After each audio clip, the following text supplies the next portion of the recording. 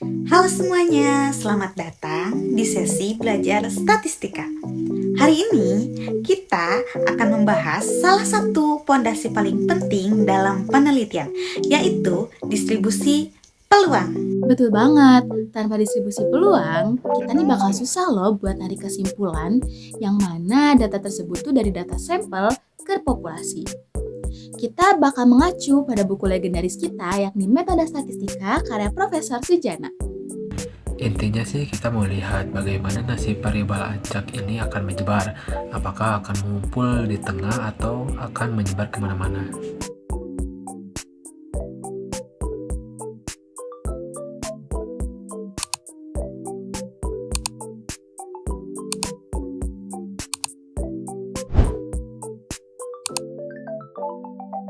Definisi. Secara definisi, distribusi peluang adalah model matematik yang menghubungkan nilai variabel acak dengan peluang terjadinya nilai tersebut. Profesor Sujana membaginya menjadi dua kelompok besar, yaitu discrete and continue. Distribusi binomial. Nah teman-teman, kita mulai dari yang diskrit dulu ya. Yang paling terkenal yakni distribusi binomial. Bayangin nih, kita lagi nembak sasaran atau ngerjain soal pilihan ganda tanpa kita belajar sebelumnya. Kita hanya memiliki dua kemungkinan, yakni sukses atau gagal. Menurut Profesor Sujana, ciri utama binomial adalah percobaannya independen dan peluang sukses disimbolkan dengan huruf P kecil, tetap sama di setiap pengulangan.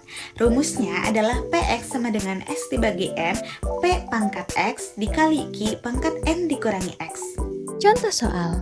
Peluang seorang mahasiswa lulus ujian mata kuliah statistika adalah 0,8. Jika diambil sampel 5 mahasiswa, berapa peluang tepat 3 mahasiswa lulus? Nah, oke, kita jelaskan dulu. Bagian-bagiannya untuk soal ini adalah N sebagai 5 jumlah mahasiswa, X sebagai 3 yang kita harapkan lulus, P sama dengan 0,8 peluang lulus, Q sama dengan 1 min 0,8 sama dengan 0,2 peluang gagal.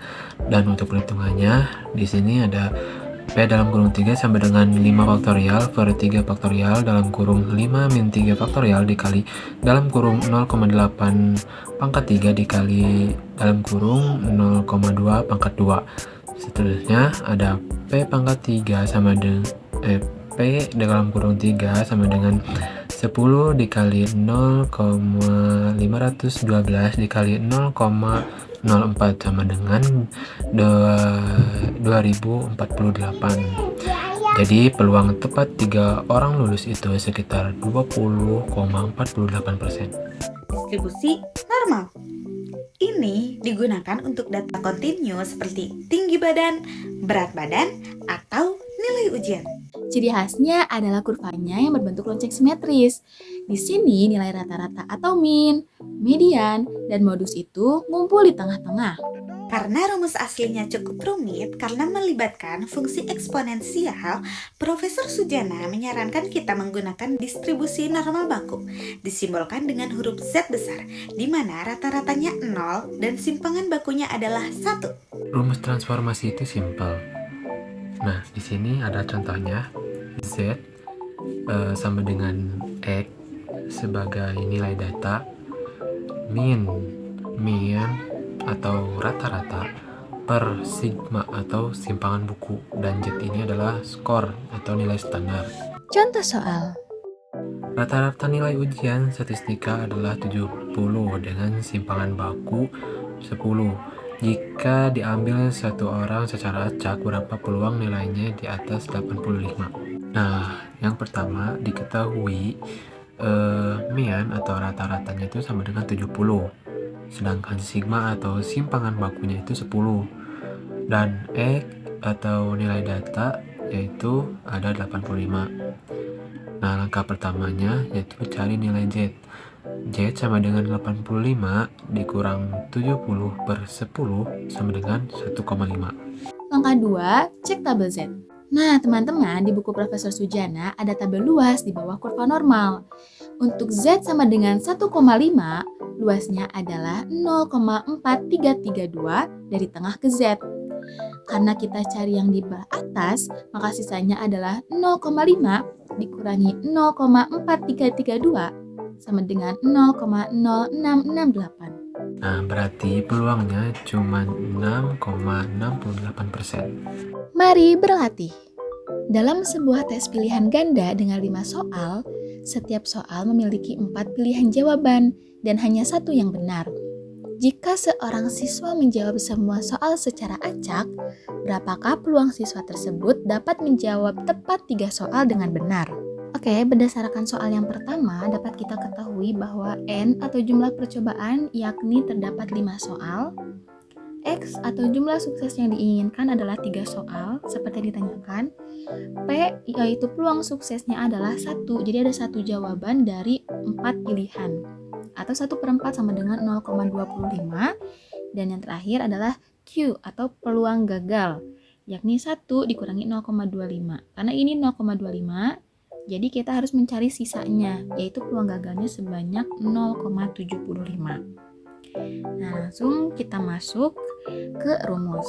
Nah, karena ini termasuk ke dalam diskrit atau distribusi binomial, maka kita menggunakan rumus P dalam kurung X sama dengan X kecil atau jumlah sukses yang diinginkan sama dengan NX dikali P pangkat X dikali Q pangkat N min X.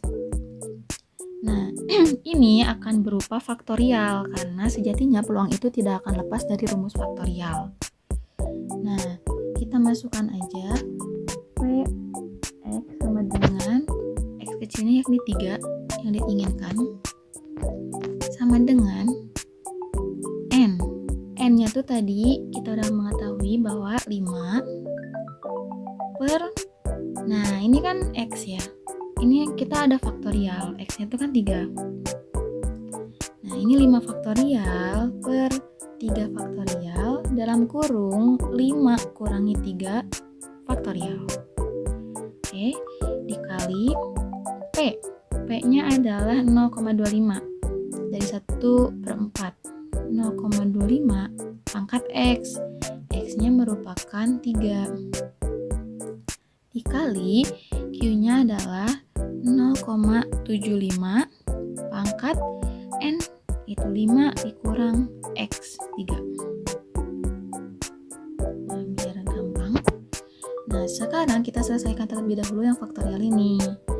Jadi, 5 faktorial itu merupakan 5 kali 4 kali 3 kali 2 kali 1. Nah, ini jangan dulu dihitung karena biar memudahkan kita, biar bisa dicoret-coret per 3 faktorial, yaitu 3 kali 2 kali 1 dalam kurung. Ini 2 faktorial. 5 kurangi 3, 2 faktorial. Nah, ini kita hitung 0,25 pangkat 3 yakni 0,0156 dikali 0,75 pangkat 5 kurangi 3 adalah 2. Jadi 0,75 pangkat 2 sama dengan 0,5625. Nah, ini kan ada 3, 2, 1. Nah, sekarang ini kita coret. Yang tersisa adalah 5 kali 4 dan 2 faktorial. Sekarang kita masuk ke bawah.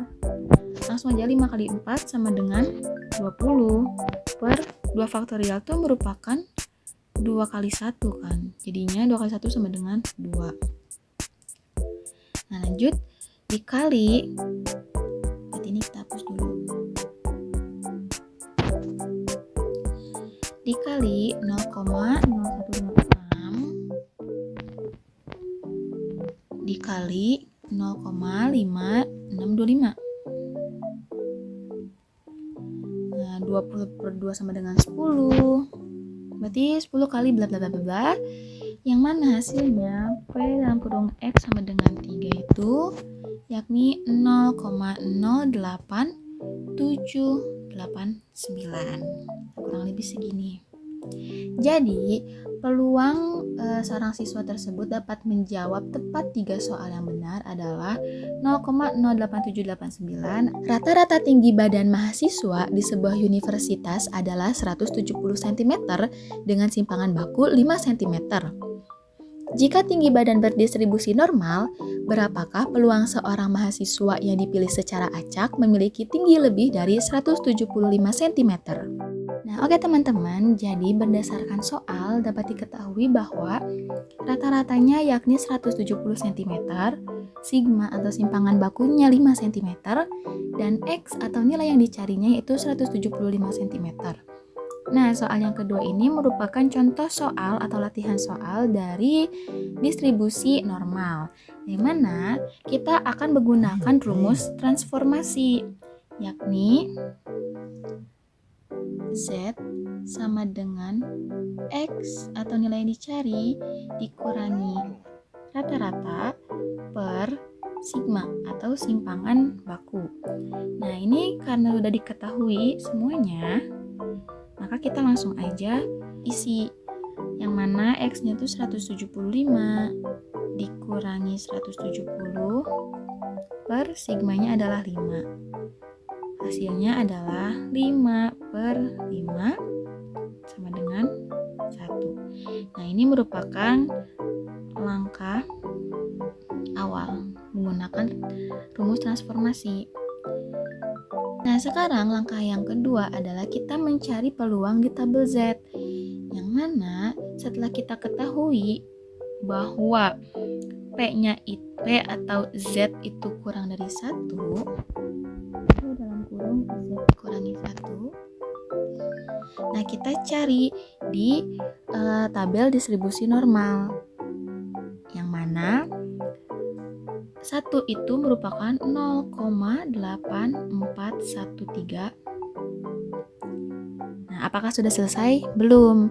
Nah, kita harus mencari di bagian di atasnya, karena ini masih di kurang 1. Nah, kita akan mencari Z lebih besar dari 1. Nah, sama dengan, karena ini melebihi dari 0,5, maka kita gunakan angka 1 dikurangi 0,8413, yang hasilnya adalah 0,1587. Apabila dipersentasekan menjadi 15,87%. Nah, ini merupakan langkah kedua dan langkah terakhir untuk mencari distribusi normal. Wah, ternyata distribusi peluang itu ngebantu kita buat memprediksi risiko ya, sis? Tepat.